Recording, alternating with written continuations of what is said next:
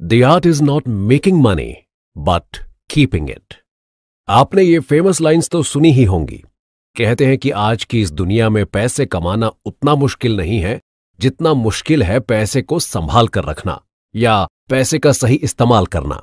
हमने अपने आसपास बहुत से ऐसे एग्जाम्पल देखे होंगे जिन्होंने लाइफ में पैसे तो बहुत कमाए, लेकिन उन्हें सही ढंग से मैनेज न कर पाने की वजह से एक समय के बाद उनका कमाया हुआ पैसा किसी काम का ना रहा।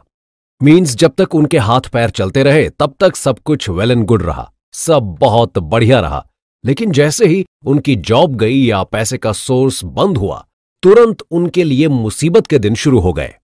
वहीं बहुत से ऐसे लोग भी आपको मिल जाएंगे जिन्होंने बहुत लिमिटेड कमाई में भी खुद के पैसे को इस तरह मैनेज किया कि एक बार के लिए पैसे का सोर्स खत्म होने के बाद भी उनके लिए ज्यादा परेशानी नहीं खड़ी हुई। पैसे कमाने को तो दुनिया का हर इंसान कमा सकता है। कोई भी इंसान, चाहे वो स्किल्ड हो या अनस्किल्ड, अगर कोई मेहनत करना जानता है तो कोई भी पैसे कमा सकता है। लेकिन पैसे का इस्तेमाल करने की कला आना सबके बस की बात नहीं है। हमें कितने पैसे अपनी डेली रूटीन लाइफ के लिए खर्च करने हैं, कितने हमें सेव करने चाहिए और कितने हमें इन्वेस्ट करने चाहिए, ये सब कुछ हमें आना चाहिए। लोग भले ही कहते हैं कि लाइफ में पैसा सब कुछ नहीं होता, लेकिन यकीन मानिए लाइफ में पैसा सब कुछ तो नहीं लेकिन बहुत कुछ होता है। इसलिए पैसे की कद्र करना सीखिए, इसे सेव करना सीखिए। हर किसी की लाइफ में एक टाइम ऐसा आता है जब हमारी वेल्थ और हमारा पैसा ही हमारे लिए सहारा बनकर खड़ा हो जाता है। इसीलिए हमें हमेशा पैसे का ऐसा यूज करना चाहिए जिससे हमारा प्रेजेंट बेहतर होने के साथ ही फ्यूचर भी सिक्योर होना चाहिए। दुनिया का कोई भी इंसान सिर्फ पैसे कमाकर अमीर नहीं बन सकता, बल्कि अमीर वो बनता है जो पैसे कमाने के साथ ही उसे सही ढंग से इस्तेमाल करना भी जानता हो। आप दुनिया के किसी भी अमीर शख्स का एग्जाम्पल ले सकते हैं। धीरू भाई अंबानी भारत के सबसे अमीर इंसान इसलिए बन पाए क्योंकि जब उन्होंने पैसे कमाने शुरू किए तो उसके साथ ही उन्होंने उन पैसों को ऐसी जगह पर इन्वेस्ट करना भी शुरू किया जिससे उनकी वेल्थ बढ़ती गई। अब जरा सोचिए, अगर वो ऐसा ना करते तो क्या कभी भारत के सबसे अमीर शख्स बन पाते? मान लीजिए जब उन्होंने पैसे कमाने शुरू किए तभी से अगर वो सिर्फ उसे अपनी जरूरतों और शौक को पूरा करने में खर्च करते जाते तो क्या वो भारत की सबसे बड़ी कंपनी बना पाते? ये उदाहरण सिर्फ धीरूभाई अंबानी या किसी भारतीय बिजनेसमैन का ही नहीं है, बल्कि दुनिया के हर अमीर शख्स का एग्जाम्पल आप ले सकते हैं। और आप यही पाएंगे कि लोग सिर्फ पैसे कमाने से अमीर नहीं बनते, बल्कि पैसों का सही ढंग से इस्तेमाल करने से अमीर बन पाते हैं। लाइफ में सेविंग और स्पेंडिंग का ऐसा बैलेंस होना चाहिए जिससे हम कभी भी पैसे को लेकर परेशान ना हो। जैसा कि दुनिया की सबसे अमीर शख्सियतों में से एक वॉरेन बफे कहते हैं कि do not save what is left after spending but spend what is left after saving. यानी कि आप खर्च करने के बाद जो पैसा बचाते हैं उनसे सेविंग मत कीजिए, बल्कि सेविंग करने के बाद जो पैसे बच जाएं उन्हें खर्च कीजिए। तो अब अगर आप भी पैसे खर्च करने की कला सीखना चाहते हैं, आप भी उस राज को सीखना चाहते हैं जिसकी मदद से आप पैसे से पैसा बना सकें, और अगर आप भी अपने पैसे को लेकर कंफ्यूज हैं कि इसे कितना स्पेंड करें, कितना सेव करें, कितना इन्वेस्ट करें और आखिर कहां इन्वेस्ट, सेव या स्पेंड करें, तो फिर आप बिल्कुल सही जगह पर हैं। अगर ये सारे सवाल आपको भी परेशान करते हैं तो फिर आपका स्वागत है जस्ट की बाइंग की इस ऑडियो बुक समरी में। इस बुक के ऑथर हैं मिस्टर निक मैकग्विली, जो कि पेशे से एक मशहूर फाइनेंस कंपनी के डेटा साइंटिस्ट हैं। तो चलिए शुरू करते हैं। एक बेहतर फ्यूचर के लिए फाइनेंशियली स्ट्रांग होना सबसे ज्यादा जरूरी है। इस बात से कोई भी इनकार नहीं कर सकता है। कोई इसके लिए सेविंग्स करने में भरोसा रखता है तो कोई इन्वेस्टमेंट का प्लान बनाता है, लेकिन दोनों ही चीजों में बेहतर क्या है? हर कोई किन्हीं भी 2 या 3 ऑप्शंस में से बेस्ट वाले को चुनना चाहता है। जहां ऑथर निक मैकग्विली अपनी लाइफ के बारे में बताते हैं कि उन्होंने खुद को फाइनेंशियली स्ट्रांग बनाने की शुरुआत कहां से की और उन्होंने इन 2 ऑप्शंस में से किसे खुद के लिए बेहतर पाया।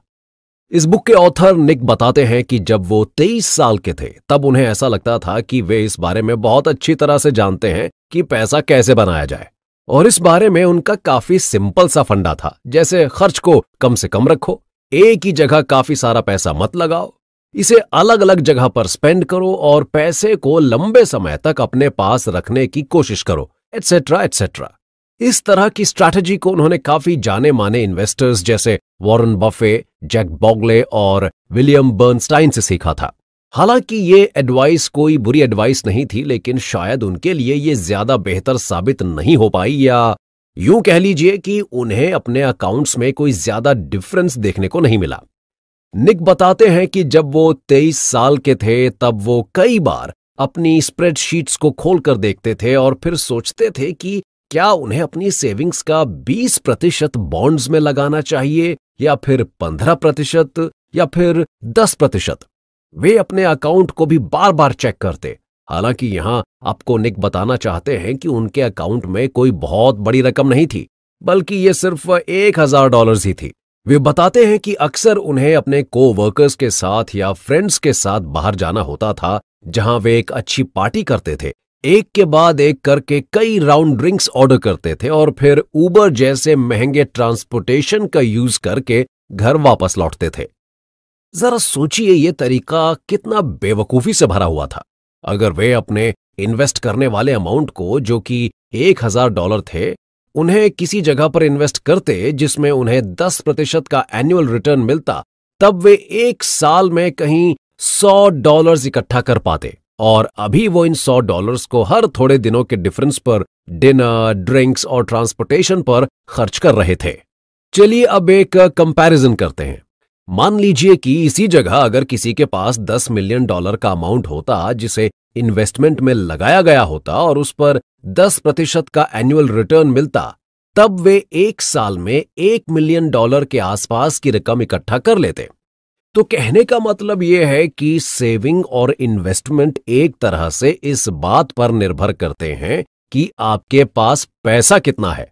अगर ये अमाउंट $1000 जैसा छोटा सा है तो आपको लंबे समय तक इसे इन्वेस्ट करने के बाद भी कोई बहुत बड़ा प्रॉफिट नहीं होने वाला है। लेकिन ये इतनी छोटी रकम भी नहीं कि इसे आप हर 3 या 4 दिन के गैप पर $100 खर्च करते हुए खत्म कर दें। इसके लिए आप सेविंग्स का ऑप्शन बेहतर मान सकते हैं। इस पूरी बात को आप एक सेंटेंस में समराइज कर सकते हैं कि सेविंग्स एक पुअर यानी कि कम पैसे वाले के लिए है और इन्वेस्टमेंट एक रिच पर्सन के लिए है। यहां पुअर और रिच वर्ड्स का गलत मतलब निकालना ठीक नहीं होगा। पुअर वो स्टेट है जब आप अपनी 20s की उम्र में हैं और इससे आगे जब आप सेविंग्स के जरिए एक बड़ी रकम जोड़ लेते हैं, तब आप खुद को पुअर से रिच की कैटेगरी में डाल सकते हैं। हर कोई अपनी अपनी लाइफ में इन दोनों ही फेज से होकर गुजरता है। अगर आप एक लंबे समय तक काम कर चुके हैं और आपने एक अच्छा खासा अमाउंट जोड़ लिया है, तो आगे की लाइफ आप बिना काम किए भी अपने अमाउंट को बढ़ा सकते हैं और वो पॉसिबल होगा इन्वेस्टमेंट से। लेकिन अगर आप अभी अपनी लाइफ के वर्किंग मोड में हैं, तो आपको सेविंग्स पर ज्यादा फोकस करना चाहिए। सेविंग्स और इन्वेस्टमेंट दोनों की ही पूरी नॉलेज देने के लिए इस बुक समरी को 2 पार्ट में बांटा गया है, जिसमें से पहले पार्ट में ऑथर निक आपको सेविंग्स के बारे में बताएंगे और अगले में इन्वेस्टमेंट के बारे में। तो पहले पार्ट यानी कि सेविंग्स की शुरुआत करते हुए निक इस टॉपिक को सामने रखते हैं कि आपको कितनी सेविंग्स करनी चाहिए। अधिकतर केसेस में ऐसा होता है कि जितना लोग सोचते हैं कि सेविंग्स के लिए इतना काफी होगा, असल में उतना काफी होता नहीं है। आपने अक्सर देखा होगा कि कुछ एनिमल्स या बर्ड्स सिर्फ कुछ सीजन में ही बाहर निकलते हैं और बाकी के टाइम वे छिपे रहते हैं। जिस टाइम वे छिपे हुए होते हैं, तब के खाने के लिए वे अक्सर पहले से ही सारा खाना मैनेज कर लेते हैं और वो ये तब करते हैं जब वे बाहर निकलते हैं। तो नेचर से सीखते हुए ह्यूमंस को भी इस स्ट्रैटेजी को फॉलो करना चाहिए। ऐसा बिल्कुल पॉसिबल है कि लाइफ के सारे स्टेजेस एक जैसे नहीं रहते और कभी कभी तो ऐसा फेज आता है कि आपके पास सेविंग करने के लिए इनफ अमाउंट बच ही नहीं पाता। ऐसे टाइम में पेशेंस के साथ वेट कीजिए और जब आपके पास ज्यादा अमाउंट हो तो सेविंग्स को भी नॉर्मल लिमिट से बढ़ाकर ज्यादा सेव कीजिए। इस तरह से आप पिछली कम सेविंग को रिकवर कर सकते हैं। निक बताते हैं कि अगर आप गूगल पर सर्च करते हैं कि आपको कितनी सेविंग करनी चाहिए, तो ये आपको हजारों से भी ज्यादा रिजल्ट्स देता है। लेकिन आप सिर्फ टॉप 10 रिजल्ट्स को चुनिए और उन्हें पढ़िए। लगभग सभी रिजल्ट्स में एक जैसी बात लिखी हुई मिलती है कि आपको अपनी इनकम का कम से कम 10% अमाउंट सेव करना चाहिए और आगे इसे 20%, 30% तक बढ़ाते रहना चाहिए। कुछ रिजल्ट्स ये दिखाते हैं कि आपको अपनी सेविंग्स को कम से कम इतना रखना चाहिए कि ये इनकम का 1 गुना हो और आगे इसे 2 गुना और 3 गुना करने के बारे में सोचना चाहिए। निक का मानना है कि ये रिजल्ट्स बिल्कुल बेसलेस हैं, क्योंकि ये ऐसे रिजल्ट्स को देने के लिए सिर्फ एक ही तरह के लॉजिक का यूज करते हैं। जैसे कि सभी लोगों की इनकम हर समय एक जैसी रहती है, हर किसी में सेव करने की एक जैसी हैबिट होती है। आप खुद ही बताइए, क्या ये प्रैक्टिकली पॉसिबल है? बिल्कुल भी नहीं।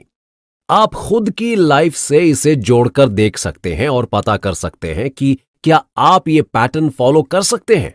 कई सारी एकेडमिक रिसर्चेस भी इन रिजल्ट्स को गलत बताती हैं। Panel study of income dynamics की रिसर्च स्टडी बताती है कि आज के टाइम में लोगों की इनकम की स्टेबिलिटी लगातार कम होती जा रही है। खासकर किसी बिजनेस प्रोफेशनल के लिए तो ये कभी भी फिक्स हो ही नहीं सकती। फिर जब इनकम ही फिक्स नहीं हो सकती तो आप सेविंग के लिए एक सर्टेन परसेंट या क्राइटेरिया कैसे फिक्स कर सकते हैं? निक कहते हैं कि उन्होंने खुद अपनी लाइफ में सेविंग्स में उतार चढ़ाव को कई बार देखा है।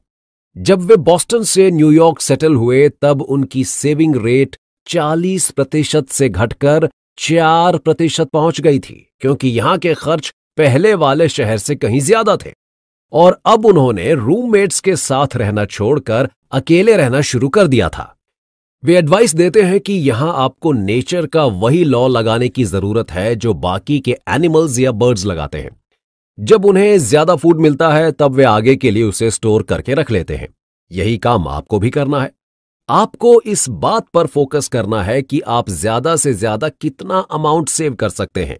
अगर आपके पास इस समय ज्यादा इनकम है तो ज्यादा सेविंग्स कीजिए, और अगर कम इनकम है तो कम सेविंग्स कीजिए, पर कुछ ना कुछ खुद के लिए जरूर सेव कीजिए। आप सुन रहे हैं। आज के टाइम में वेट बढ़ने की प्रॉब्लम को काफी आम माना जाता है, खासकर वेस्ट कंट्रीज में, जहां पर लोग काफी ज्यादा क्वांटिटी में फैट और कैलोरीज से भरा हुआ खाना खाते हैं। लेकिन ज्यादातर काम मशीन से होने की वजह से उनका फिजिकल लेबर उतना नहीं हो पाता जितना कि बाकी की जगह पर रहने वाले लोगों का होता है। इससे बचने के 2 ही ऑप्शन हो सकते हैं, या तो आप कम फूड कंज्यूम करें या फिर फूड की क्वांटिटी के अकॉर्डिंग अपनी फिजिकल मेहनत को बढ़ाएं। आप सोच रहे होंगे कि इस इन्वेस्टमेंट और सेविंग्स के टॉपिक से जुड़ी हुई बुक समरी में अचानक से वेट का टॉपिक कहां से आ गया? तो आप परेशान मत होइए। दरअसल ये वेट लॉस का सेम लॉजिक आपकी इनकम और सेविंग्स के कॉन्टेक्स्ट में भी काम करता है। आपने नोटिस किया होगा कि जब लोगों के पास ज्यादा इनकम होती है तो वे खर्च भी ज्यादा करना शुरू कर देते हैं। ठीक वैसे ही जैसे किसी टेबल पर फूड जब ज्यादा होता है तो लोग ज्यादा खाना भी शुरू कर देते हैं। लेकिन आपको ठीक उल्टा करने की आवश्यकता होती है। अगर आपके सामने ज्यादा इनकम है तो आपको इसे ज्यादा से ज्यादा खर्च करने के बजाय ज्यादा से ज्यादा सेव करने के बारे में ध्यान देना चाहिए। अगर आप अपनी सेविंग्स में किसी भी तरह से इंक्रीज नहीं कर पा रहे हैं तो आपको 2 चीजों पर ध्यान देना चाहिए। पहला ये कि आप किसी तरह से अपनी इनकम को बढ़ा सकते हैं, और अगर पहला काम करना आपके लिए पॉसिबल नहीं है तो आपको डेफिनेटली अपने खर्च पर लिमिट लगानी चाहिए या उसे कम से कम करने की कोशिश करनी चाहिए। यह लॉजिक भी बिल्कुल वैसा ही है जैसे अगर आप ज्यादा वेट या मोटापे की समस्या से जूझ रहे हैं तो या तो आपको खाने में कमी करनी पड़ेगी या फिर आपको फिजिकल लेबर ज्यादा करनी पड़ेगी। लेकिन अगर आपकी कैपेसिटी काफी अच्छी है तो आप दोनों ही चीजों को एक साथ भी कर सकते हैं।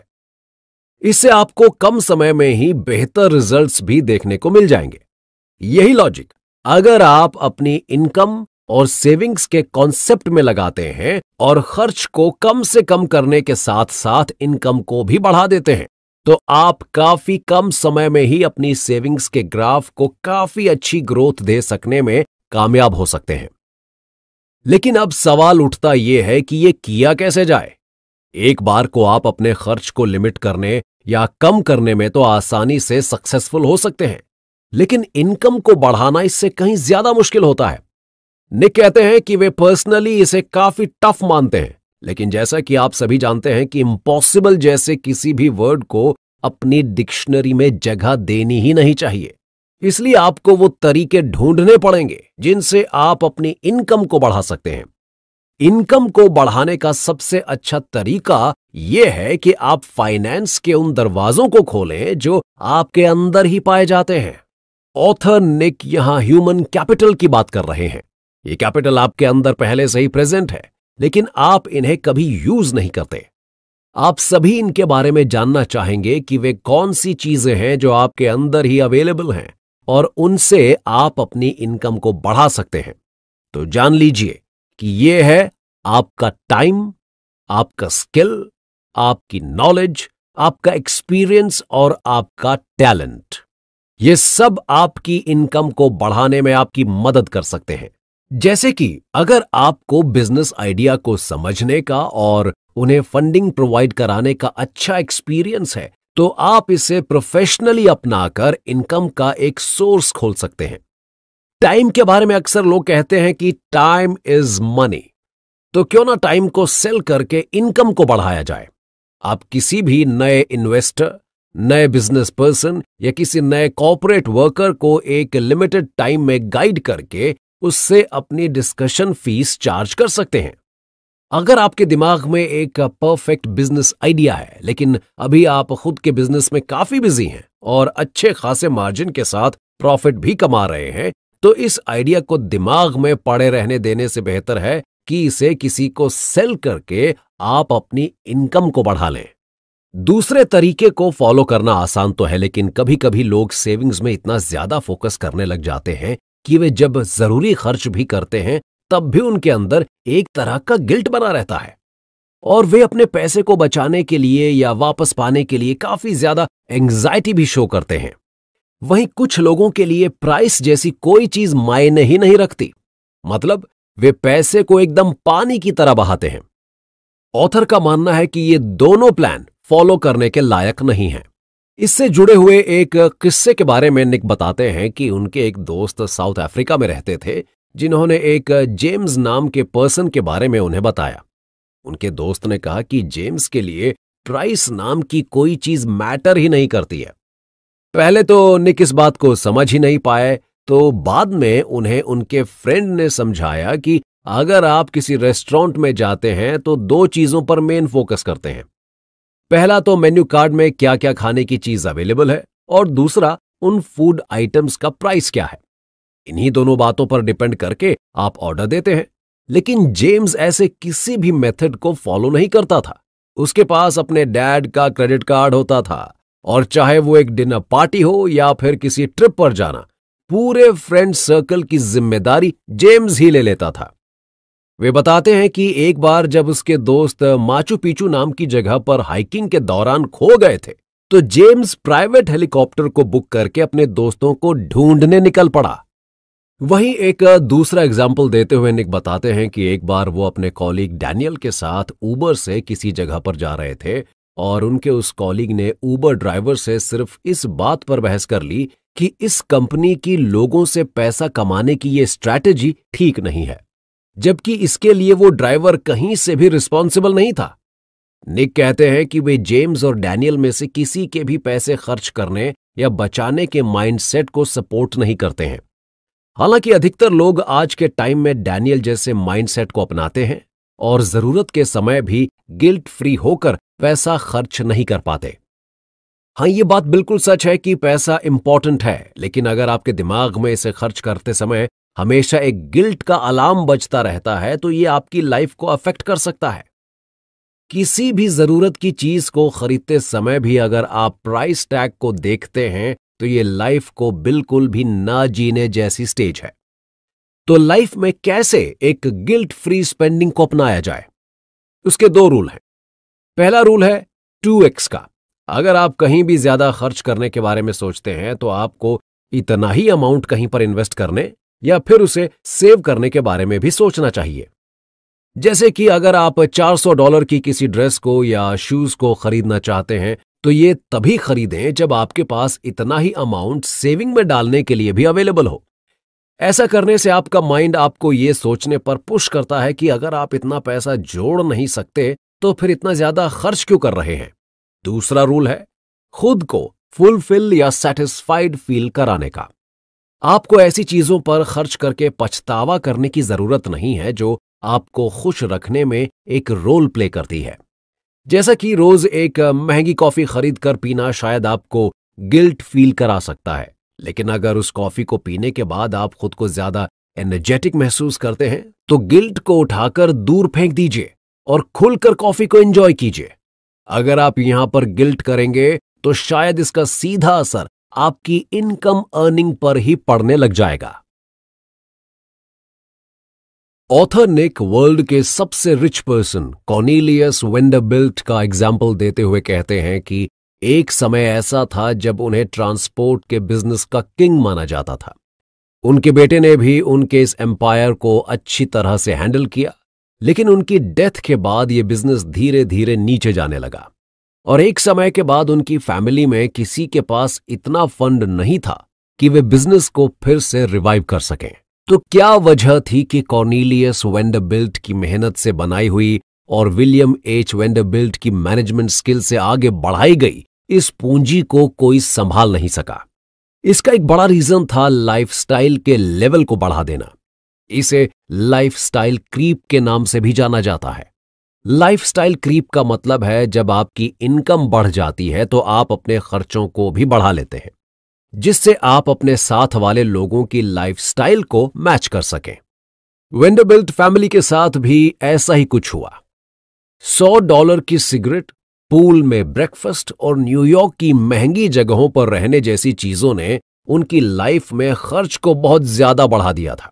धीरे धीरे करके इस लाइफस्टाइल क्रीप ने उनकी सारी वेल्थ को कम करना शुरू कर दिया और फिर एक पॉइंट पर जाकर ये लगभग खत्म हो चुकी थी। हर इंसान अपनी लाइफ में काफी हार्ड वर्क के द्वारा पैसे कमाने की कोशिश करता है और जब वो इस काम में सक्सेसफुल हो जाता है तो वो इस मोमेंट को सेलिब्रेट करना चाहता है। इस सेलिब्रेशन के कई तरीके हो सकते हैं, चाहे ये खुद के लिए एक कार खरीदना हो या खुद को एक अच्छी ट्रीट देना हो, और ये किसी भी लिहाज से गलत नहीं है। आखिर किसी भी हार्ड वर्क के बाद खुद को अप्रिशिएट करना बहुत इंपॉर्टेंट है, लेकिन इसकी लिमिट क्या है? आपको खुद को इस हार्ड वर्क का प्राइस देने के लिए कितने पैसे खर्च करने चाहिए, इसका भी तो एक पैरामीटर होगा।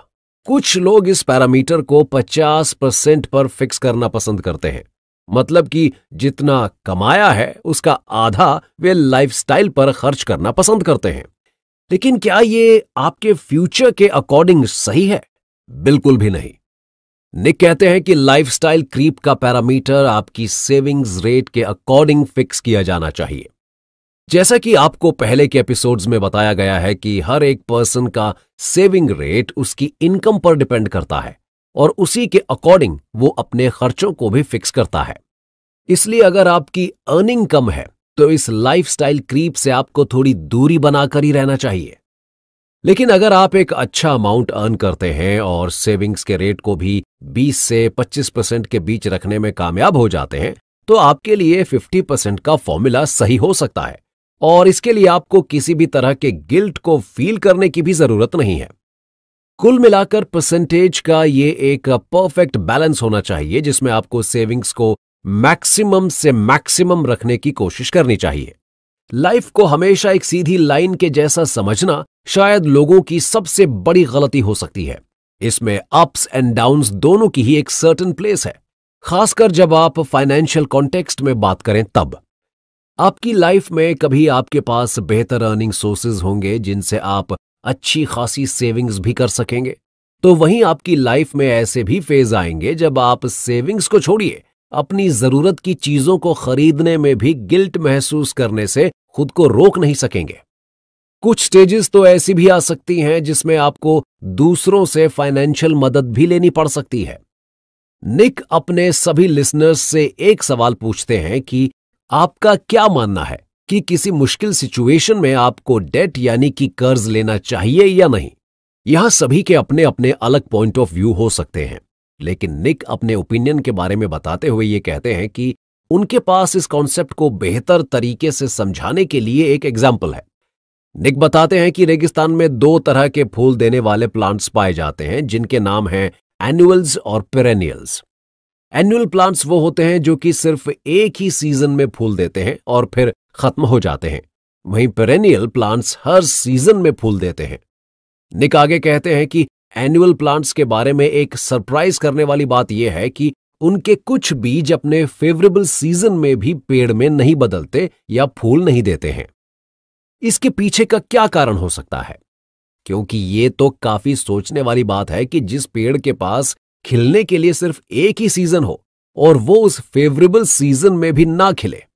इसके पीछे का कारण यह है कि कभी कभी एनुअल प्लांट्स जब फूल देने वाले होते हैं तब उन्हें इनफ क्वांटिटी में पानी नहीं मिल पाता, तो ऐसे प्लांट्स पूरी तरह से सूख जाते हैं।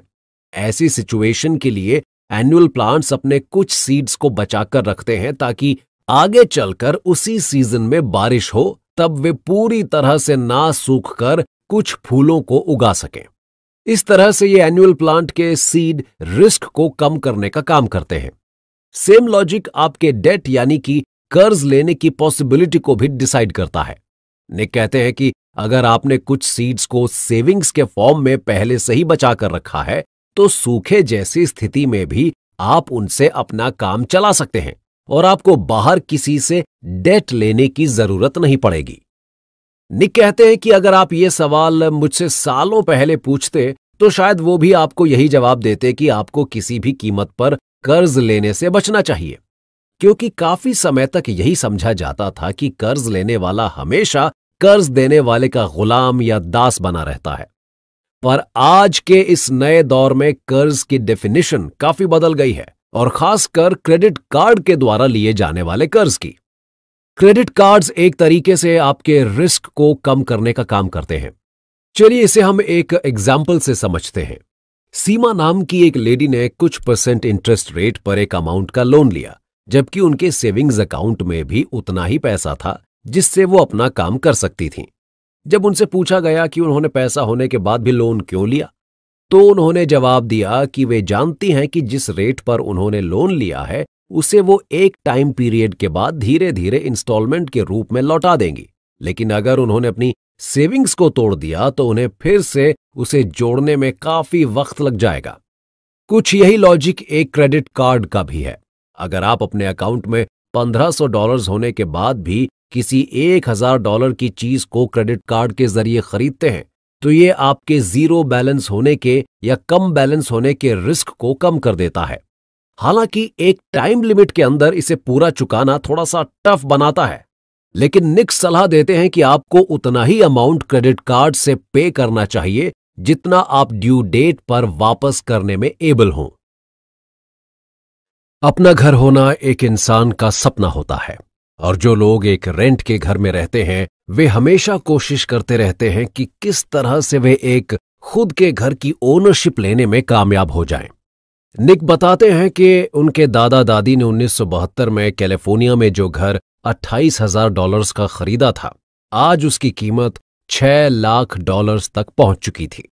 वे बताते हैं कि इस बीच के टाइम में मार्केट में कई सारे उतार चढ़ाव आए, लेकिन उनके घर की कीमत बहुत ज्यादा कम नहीं हुई।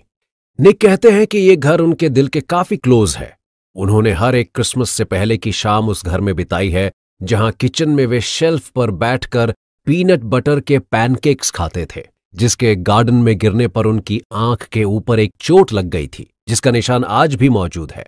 और वे जब भी इस निशान को देखते हैं उन्हें अपने पुराने घर की याद आ जाती है। घर खरीदना आपको एक अलग तरह की सेविंग फील कराता है। इसमें घर की कीमत तो शामिल रहती ही है, लेकिन साथ ही इस घर के साथ आप जो एक तरह की सोशल बॉन्डिंग बनाते हैं वो लाइफ टाइम सेविंग्स के फॉर्म में स्टोर हो जाती हैं। पर आपके लिए घर खरीदना सही रहेगा या फिर एक रेंट वाले घर में अभी के लिए रहना सही होगा, ये आपकी फाइनेंशियल स्टेट पर डिपेंड करता है। खुद को एक घर का ओनर कहलाने से पहले आपको कई सारी चीजों पर ध्यान देने की जरूरत होती है। घर की ओनरशिप लेना सिर्फ उनके लिए पॉसिबल होता है जो इसके लिए काफी समय से प्लानिंग कर रहे होते हैं।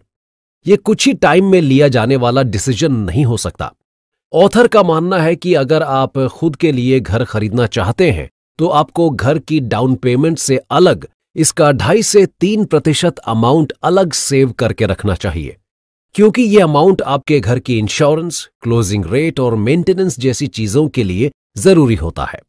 हालांकि कुछ होम डीलर्स क्लोजिंग रेट को कम कराने या उसे डाउन पेमेंट पर ही फिक्स कराने में सक्सेसफुल होते हैं, लेकिन ये चीजें पूरी तरह से आपके डीलर पर डिपेंड करती हैं।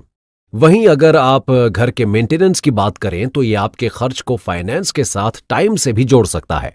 निक कहते हैं कि अगर आपको अंदाजा हो जाए तो मेंटेनेंस के लिए आपको अपने घर की कीमत का कम से कम 1 से 2% अमाउंट हर साल खर्च करना चाहिए। जैसे कि अगर आपकी प्रॉपर्टी की कीमत $3 लाख है तो आपको $3,000 से $6,000 के बीच में हर साल उसकी देख रेख पर खर्च करना चाहिए।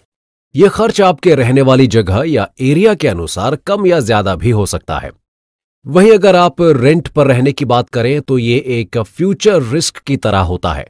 आप कभी भी इस चीज को प्रिडिक्ट नहीं कर सकते हैं कि आगे आने वाले समय में आपको रेंट के तौर पर कितना पैसा खर्च करना पड़ सकता है। ये आपके सेविंग्स और खर्च की इक्वेशन को बिगाड़ने का काम कर सकता है।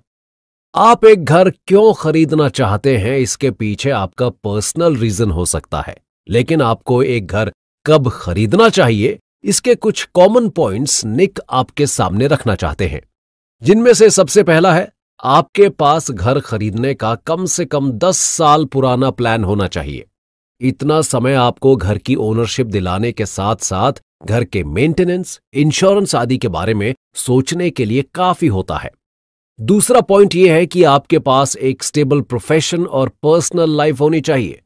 प्रोफेशनल लाइफ जहां आपके घर को फाइनेंशियली सपोर्ट करने का काम करेगी, वहीं एक अच्छी पर्सनल लाइफ आपके घर को सोशल और मॉरल सपोर्ट देने में काम आएगी। तीसरा और आखिरी पॉइंट है, आप एक घर की ओनरशिप लेने का डिसीजन तब लें जब आप उसे अफोर्ड करने के लिए पूरी तरह से तैयार हों। इनमें से एक भी कंडीशन को अगर आप इस समय फुलफिल करने में अनेबल हैं तो निक का मानना है कि आपको अभी ये प्लान ड्रॉप कर देना चाहिए और आपको रेंटिंग को ही कंटिन्यू करना चाहिए, क्योंकि अगर रेंटिंग में फ्यूचर रिस्क है तो होम ओनरशिप भी पूरी तरह से रिस्क फ्री नहीं है।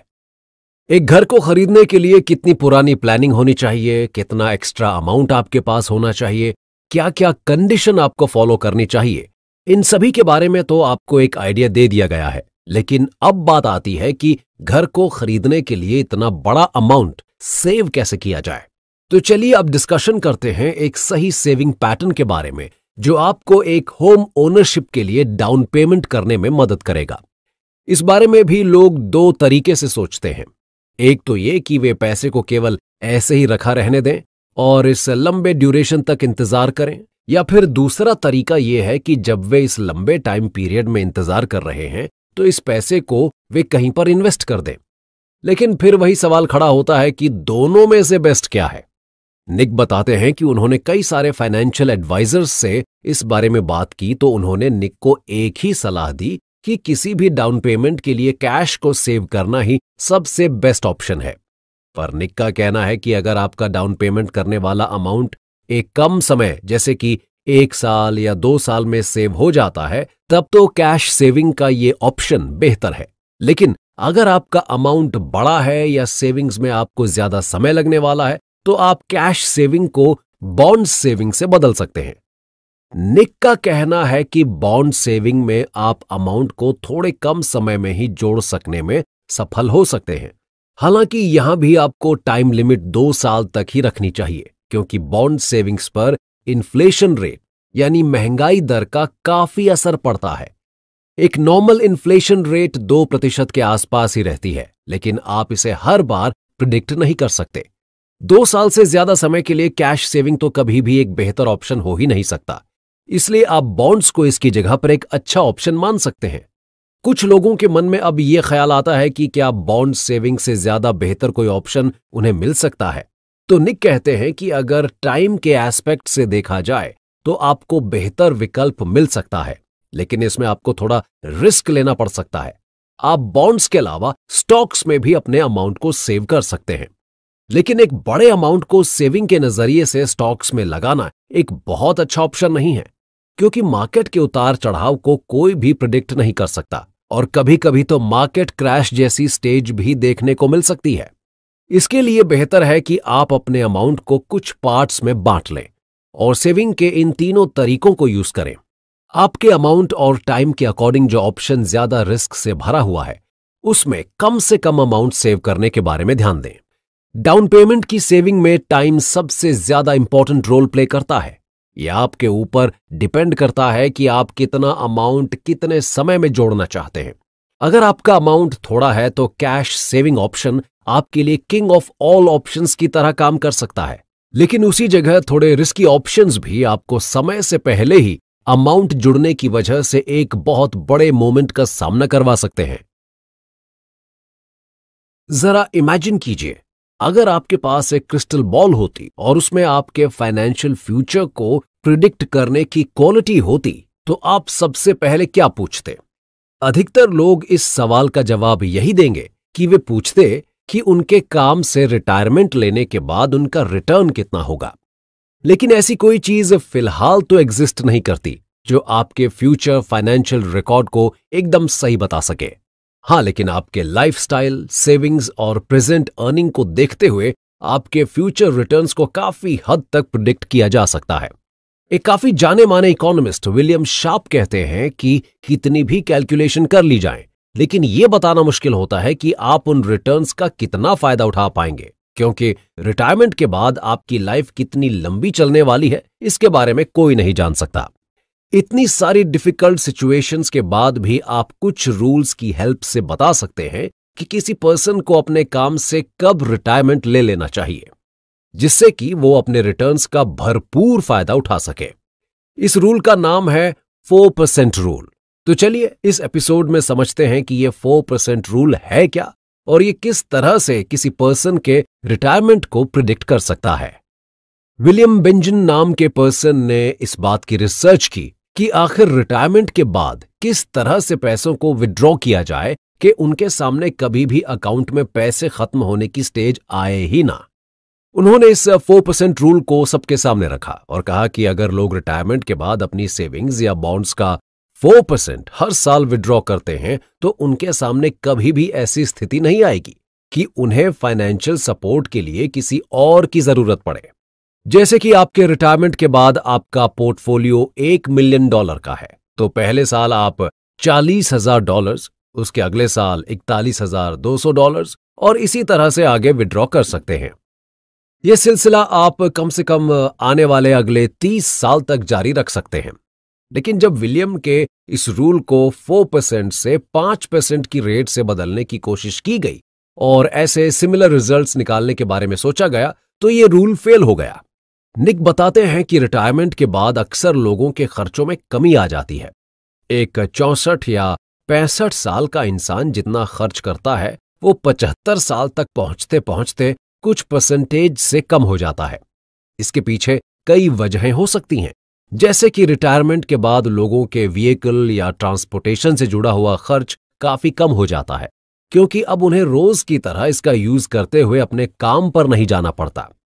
एक स्टडी में पाया गया कि लोग रिटायरमेंट के बाद अपने खर्च में लगभग हर साल 3% तक की कमी कर देते हैं।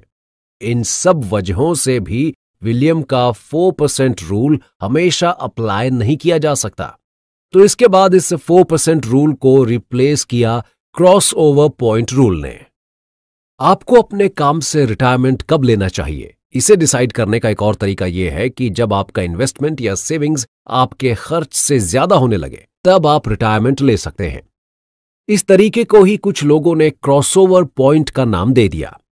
ये रूल सिर्फ रिटायरमेंट के बाद ही आपकी फाइनेंशियल लाइफ में जगह नहीं बना सकता, बल्कि इससे काफी पहले या फिर शुरुआत से ही आप इसका यूज करके खुद को फाइनेंशियली फ्रीडम दे सकते हैं। जब आप इस गोल्डन रूल को रिटायरमेंट से पहले अपनी लाइफ में अप्लाई करते हैं, तो आप खुद को तब फाइनेंशियली डिपेंडेंट या फ्री कह सकते हैं जब आपकी इनकम और इन्वेस्टमेंट आपके खर्च से ज्यादा हो जाएं। जैसे कि मान लीजिए आपका खर्च $4,000 है और आप $5,000 या $6,000 एक महीने में सेव कर सकते हैं, तो आप अपने क्रॉसओवर पॉइंट पर पहुंच चुके हैं। ये रूल फॉलो करके आप अपने चिंता से भरे हुए रिटायरमेंट के बाद वाले पीरियड को हैप्पी रिटायरमेंट में बदल सकते हैं। निक कहते हैं कि लोग अक्सर रिटायरमेंट को एक ऐसे पीरियड के तौर पर देखते हैं जिसमें उन्हें फाइनेंस से जुड़ी हुई प्रॉब्लम्स का सामना करना पड़ता है। लेकिन क्या रिटायरमेंट सिर्फ फाइनेंस से जुड़ा हुआ एक टॉपिक है? नहीं। निक कहते हैं कि इस टाइम को आपको गोल्डन टाइम पीरियड में काउंट करना चाहिए। यह आपके काम से परमानेंट छुट्टी लेने और काम में स्पेंड किए गए अच्छे टाइम को याद करने का समय होता है। इसे सिर्फ फाइनेंस से जुड़ी हुई चिंताओं में बिता देना बिल्कुल भी सही नहीं है। ये कोई फाइनेंशियल क्राइसिस का समय नहीं है, बल्कि आपको तो ये सोचना चाहिए कि आपको अब अपने रेगुलर काम से लंबा ब्रेक मिला है और आप अपने रिटर्न्स से अब किसी नए बिजनेस या काम की शुरुआत कर सकते हैं। निक ने कई सारे ऐसे एग्जाम्पल देखे हैं जिनमें लोगों ने अपने रिटायरमेंट के बाद अपना बिजनेस शुरू किया और वो उसमें सफल भी हुए। जब आप लाइफ के किसी भी फेज में एक नई शुरुआत करने की हिम्मत और काबिलियत रखते हैं तो आप किस चीज से रिटायर हो रहे हैं? इसलिए ऐसा सोचना और इस गोल्डन टाइम को बर्बाद करना किसी भी तरह से ठीक नहीं है। निक कहते हैं कि आपको दिमाग में हमेशा ऐसी सोच रखनी चाहिए कि आप किसी भी काम के लिए रिटायर्ड होने की वजह से रिजेक्ट नहीं हो सकते हैं। इसके बारे में एक जोक करते हुए निक कहते हैं कि उन्हें नहीं पता कि मरने के बाद वे कहां जाने वाले हैं, लेकिन अगर उन्हें वहां भी काम मिला तो वो उसे करने से पीछे नहीं हटेंगे। इस जोक के द्वारा निक ये समझाना चाहते हैं कि काम की वैल्यू हर जगह होती है और आपको भी लाइफ के हर फेज में काम की रिस्पेक्ट करनी चाहिए। आप खुद को रिटायर्ड या थका हुआ समझकर किसी आइडिया, थॉट या काम को रिजेक्ट करके उसका डिसरिस्पेक्ट नहीं कर सकते। रिटायरमेंट सिर्फ एक फाइनेंशियल डिसीजन नहीं है। आप सिर्फ ये सोचकर रिटायरमेंट नहीं ले सकते कि अब आपके पास इनफ क्वांटिटी में पैसा इकट्ठा हो गया है तो अब आप रिटायरमेंट ले सकते हैं। रिटायरमेंट लेना एक लाइफस्टाइल से जुड़ा हुआ डिसीजन है। रिटायरमेंट लेने के बाद आप अपना समय कहां स्पेंड करने वाले हैं, आप किन तरह के सोशल ग्रुप्स को ज्वाइन करने वाले हैं, रिटायरमेंट लेने का आपका पर्पस क्या है, वगैरह वगैरह। अगर आपके पास इन सभी सवालों के सेटिस्फाई करने वाले आंसर्स मौजूद हैं तो आप रिटायरमेंट के लिए खुद को तैयार मान सकते हैं। लेकिन अगर आपके पास इनके आंसर्स नहीं हैं तो शायद रिटायरमेंट के बाद आपको अपने सामने एक फ्यूचर डिसअपॉइंटमेंट जैसी चीज खड़ी मिलेगी, क्योंकि सिर्फ फाइनेंशियली सेटिस्फाइड होने से आप मेंटल सेटिस्फैक्शन को हासिल नहीं कर सकते और यह लाइफ में सबसे ज्यादा जरूरी है। रिटायरमेंट के बाद एक बेहतर लाइफ आप तभी एक्सपेक्ट कर सकते हैं जब आपने इसकी सही तरीके से प्लानिंग की हो। यह प्लानिंग सिर्फ आपके खर्च, सेविंग, इन्वेस्टमेंट पर ही निर्भर नहीं करती, बल्कि आपको सबसे ज्यादा प्लानिंग अपने टाइम के लिए करनी चाहिए कि आप उसे कैसे स्पेंड करेंगे। बुक के ऑथर निक बताते हैं कि उन्होंने ऐसे बहुत सारे लोगों को देखा है जो एक अच्छा फाइनेंशियल सपोर्ट होने के बाद भी खुश महसूस नहीं करते, क्योंकि उनमें अपने अकेलेपन को फेस करने की हिम्मत नहीं होती है। ऐसे लोगों के लिए सबसे बेहतर ऑप्शन है कि वे लाइफ की इस सेकेंड इनिंग्स में भी खुद को अर्निंग में इन्वॉल्व कर लें। ये उन्हें बिजी रखने के साथ साथ उन्हें उनकी सेविंग्स, इन्वेस्टमेंट आदि में भी हेल्प करेगा। इसलिए खुद को रिटायर्ड समझने के बजाय खुद को एक नई इनिंग शुरू करने वाला समझिए। ये माइंडसेट कुछ ही दिनों में तैयार नहीं हो सकता, बल्कि इसके लिए आपको अपने रिटायरमेंट से काफी पहले ही सोचना शुरू कर देना चाहिए कि इस जॉब के बाद आप अपनी लाइफ को कैसे जीने वाले हैं। आपको आगे की लाइफ को एक बर्डन की तरह ना समझते हुए इसे भी फुली एंजॉय करने के बारे में सोचना चाहिए। इस बुक समरी के अभी तक के एपिसोड्स में आपने सेविंग्स के बारे में जाना, जो कि इस बुक समरी का पहला पार्ट था। आगे के एपिसोड्स में आप पैसों को जोड़ने के दूसरे मेथड्स के बारे में जानेंगे, जो कि इन्वेस्टमेंट का तरीका है। लोग इन्वेस्टमेंट से जुड़े हुए अक्सर कुछ सवालों को लेकर हमेशा परेशान रहते हैं, जैसे कि ये किन कंडीशन में सेविंग्स से ज्यादा बेहतर है, आपको कहां इन्वेस्टमेंट करनी चाहिए और कितने अमाउंट को इन्वेस्ट करना चाहिए, वगैरह वगैरह। तो चलिए शुरू करते हैं इस अगले पार्ट के पहले चैप्टर की, जो इस बारे में है कि आपको इन्वेस्टमेंट क्यों करनी चाहिए। शायद ये जानकर आपको थोड़ा अजीब लगेगा कि 19th सेंचुरी से पहले रिटायरमेंट जैसी कोई चीज एग्जिस्ट ही नहीं करती थी। बल्कि लोग अपनी लाइफ में तब तक काम करते थे जब तक उनमें काम करने की कैपेबिलिटी होती थी, और ये टाइम लिमिट कभी कभी तो उनकी डेथ तक भी पहुंच जाती थी। साल 1889 में जर्मनी के चांसलर ऑटो वॉन बिस्मार्क ने रिटायरमेंट पॉलिसी को इन्वेंट किया। उन्होंने इसके लिए 70 साल की उम्र को फिक्स किया, यानी कि 70 साल के होने के बाद लोग अपने काम से छुट्टी ले सकते थे और उन्हें गवर्नमेंट इनकम का एक पार्ट भी दिया जाता था। जब उनसे पूछा गया कि उन्होंने ये पॉलिसी क्यों शुरू की, तो उन्होंने कहा कि जिन लोगों ने इतने समय तक अपनी स्टेट या सेंटर गवर्नमेंट की हेल्प की है, उन्हें उनके डिसेबल होने पर या बूढ़ा हो जाने पर अकेले छोड़ देना ठीक नहीं है। बाद में रिटायरमेंट की ये एज 70 साल से घटाकर 65 कर दी गई थी। रिटायरमेंट के इस आइडिया के डेवलपमेंट के बाद ही इन्वेस्टमेंट की शुरुआत हुई, क्योंकि रिटायरमेंट के समय मिलने वाले एक बड़े अमाउंट को लोगों ने अपने पास रखना कम ठीक समझा और इसी के साथ इन्वेस्टमेंट का प्लान उनके माइंड में आया। इससे पहले इन्वेस्टमेंट का कोई आइडिया इसलिए नहीं था क्योंकि लोग लगातार अपनी लाइफ के एंड तक काम करते थे और उन्हें कोई फ्यूचर सिक्योरिटी जैसी बात की चिंता ही नहीं होती थी। लेकिन रिटायरमेंट ने उनकी इस सोच को बदल दिया था। अब लोगों के सामने रिटायरमेंट के बाद अपनी लाइफ को कंटिन्यू रखने के लिए फाइनेंस की जरूरत थी और इन्वेस्टमेंट उसके लिए सबसे बेस्ट ऑप्शन था। अगर इन्वेस्टमेंट के मेन और बहुत बेसिक रीजन को जानने की कोशिश की जाए तो आपको 3 बातें इसके फेवर में दिखाई देती हैं। पहली ये कि इन्वेस्टमेंट एक तरह से आपके फ्यूचर को सेव करने का काम करता है। दूसरा, ये आपके पैसों को महंगाई की रेट से सिक्योर करने का काम करता है। और तीसरा और आखिरी रीजन ये है कि इन्वेस्टमेंट आपकी ह्यूमन कैपिटल को फाइनेंशियल इन्वेस्टमेंट में बदलने का काम करता है। अब इन तीनों ही बातों के बारे में निक डिटेल में बताते हुए कहते हैं कि अगर आप सबसे पहली वजह के बारे में बात करें तो फ्यूचर के लिए कोई भी इंसान रिस्क नहीं लेना चाहता।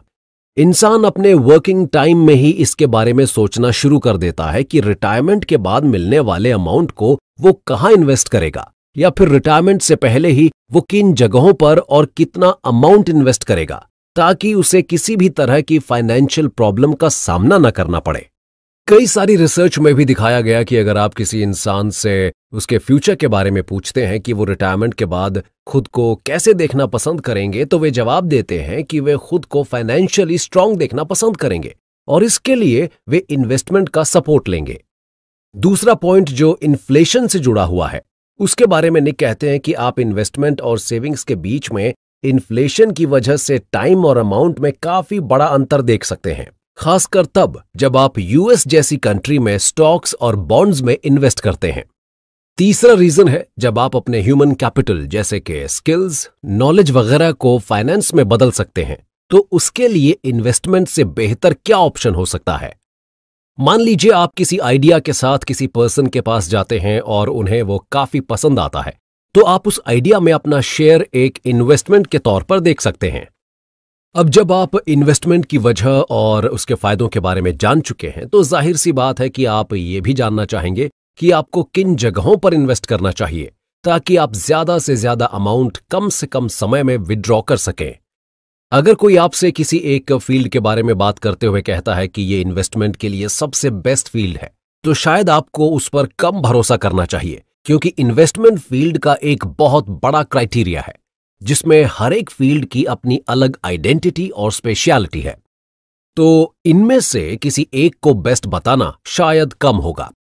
निक इस बारे में एक किस्सा भी शेयर करते हैं। वे बताते हैं कि ऐसे तो बहुत कम लोगों ने वॉली जे के बारे में सुना होगा, जो कि एक जूडो के इंस्ट्रक्टर थे, लेकिन उन्होंने खुद कभी कोई जूडो मैच खेला नहीं था। फिर भी उनके ट्रेन किए हुए लोगों ने जूडो के कई मैच जीते। वॉली ने एक बार बताया कि उनकी मुलाकात एक टीचर से हुई जो जूडो के एक काफी फेमस प्लेयर रह चुके थे। उन्होंने वॉली से कहा कि वे हर एक बच्चे को खुद की तरह सिखाते हैं और उनसे कहते हैं कि you should be trained like me. इसके बाद जब वॉली ने उनसे अपने बच्चों को मैट पर उतरकर उनके स्टूडेंट्स से compete करने के लिए कहा, तब उन टीचर का कोई भी बच्चा वॉली के स्टूडेंट को बीट नहीं कर पाया। तब वॉली ने उन्हें समझाया कि उन्हें हर बच्चे को उसी मेथड में ट्रेन करना चाहिए जिससे सीखने में वो एबल हो। यही सेम लॉजिक इन्वेस्टमेंट पर भी लागू होता है। हो सकता है कि जो इन्वेस्टमेंट प्लान आपकी इनकम या अर्निंग के हिसाब से सही है, वो दूसरे के लिए बिल्कुल भी काम ना करे। निक कहते हैं कि इन्वेस्टमेंट के लिए आपके सामने बहुत से ऑप्शंस होते हैं। उनमें से कुछ जो बेस्ट हैं उनके बारे में आपको नॉलेज होना जरूरी है। पहला ऑप्शन है स्टॉक्स में इन्वेस्ट करने का। वे कहते हैं कि स्टॉक्स किसी भी बिजनेस में आपको एक ओनरशिप दिला सकते हैं। अगर आप लंबे समय में एक अच्छा अमाउंट बनाना चाहते हैं तो स्टॉक्स आपके लिए सबसे बेहतर साबित होंगे। अगर आप यूएस में रहने वाले सिटीजन हैं और आपको रिस्क लेना पसंद है तो एक इंडिविजुअल स्टॉक खरीदना आपके लिए ज्यादा प्रॉफिटेबल रहेगा। स्टॉक्स के दोनों एस्पेक्ट्स के बारे में बात करें तो स्टॉक्स खरीदने का फायदा यह है कि ये आपको हाई रिटर्न्स देने में मदद करते हैं और इनका मेंटेनेंस भी काफी कम होता है। आप इन्हें आसानी से खरीद सकते हैं और ट्रेड भी कर सकते हैं। वहीं अगर नुकसान की बात करें तो स्टॉक्स पूरी तरह से मार्केट की पोजीशन पर निर्भर करते हैं। हाई रिटर्न्स के साथ साथ इनमें हाई रिस्क भी शामिल रहता है। आप इनके बारे में कभी भी एक सही प्रिडिक्शन नहीं कर सकते। इन्वेस्टमेंट का दूसरा ऑप्शन है बॉन्ड्स का। इसके पहले आपने जिस ऑप्शन स्टॉक के बारे में सुना उन्हें आप एक स्टॉर्म यानी तूफान की तरह समझ सकते हैं। वहीं बॉन्ड्स इनके बिल्कुल ऑपोजिट होते हैं। इनमें रिस्क कम होता है। बॉन्ड्स को एक लोन की तरह समझा जा सकता है जिन्हें एक इन्वेस्टर से लिया जाता है और लेने वाले को बोरोवर का नाम दिया जाता है। बॉन्ड्स को एक निश्चित टाइम पीरियड के बाद आपको लौटाना होता है और ये टाइम पीरियड टर्म, टेन्योर या मैच्योरिटी कहलाता है। इन्हें आप सिक्योरिटी के पर्पस से बिल्कुल सही ऑप्शन मान सकते हैं। हालांकि स्टॉक्स की तुलना में इनका रिटर्न काफी कम पर स्टेबल होता है। इन पर मार्केट के उतार चढ़ाव का भी ज्यादा फर्क नहीं पड़ता। अगर पैसों को जोड़ने में आप सिक्योरिटी को अपनी टॉप प्रायोरिटी मानते हैं तो इन्वेस्टमेंट की फील्ड में बॉन्ड्स खरीदना आपके लिए एक बेस्ट एडवाइस साबित होगा। एक बार के इंसिडेंट के बारे में बताते हुए ऑथर निक कहते हैं कि उनके एक फ्रेंड हैं जिनका नाम डेरन है। वे स्टॉक्स को खरीदने में काफी दिलचस्पी दिखाते थे। 25 जनवरी के दिन सुबह 8 बजे उनके पास डेरन का मैसेज आया जिसमें उन्होंने निक से पूछा कि क्या उन्हें GME 930 जैसे इंडिविजुअल स्टॉक में इन्वेस्टमेंट करना चाहिए। ये एक तरह का गेमिंग स्टॉक था जिसके बारे में एक ट्रेडर्स के ग्रुप ने प्रिडिक्शन किया था कि इसकी वैल्यू कुछ ही घंटों में काफी इंक्रीज होने वाली है। उस समय तक किसी को भी इस बात की श्योरिटी नहीं थी कि ऐसा सच में कुछ होने वाला है। हालांकि डेरिन जानते थे कि निक कभी भी इंडिविजुअल स्टॉक के लिए किसी को रेकमेंड नहीं करते हैं, लेकिन इस बात का उन्हें ज्यादा फर्क नहीं पड़ता था। वे बस एक लॉजिक जानना चाहते थे जिस पर वे यकीन कर सकें कि क्यों उन्हें इस स्टॉक में इन्वेस्ट नहीं करना चाहिए। निक ने उनके सवाल का हंसते हुए जवाब दिया कि इस स्टॉक में इन्वेस्ट करना शायद आपकी लाइफ का सबसे अच्छा डिसीजन होगा। निक भी नहीं जानते थे कि आगे क्या होने वाला है। उनकी बातचीत के लगभग 1 घंटे बाद ही जब मार्केट खुला तो GME ने अपने दिन की शुरुआत एक काफी बेहतर प्राइस से की। पिछले दिन जब इसे क्लोज किया गया था तब ये $65 था और आज इसकी शुरुआत $96 से हुई थी। 10:22 के आसपास डेरन को इसकी बढ़ती हुई वैल्यू ने अपनी ओर अट्रैक्ट कर ही लिया और उन्होंने $111 की कीमत पर GME का एक शेयर खरीद लिया, जिससे उनका पूरा इन्वेस्टमेंट $30,000 का हो चुका था। जिसका मतलब यह था कि अगर GME के शेयर के प्राइस में $1 की बढ़त होती तो डेरन को $300 का फायदा होता और अगर इसकी वैल्यू $1 से नीचे गिरती तो डेरन को $300 का नुकसान होता।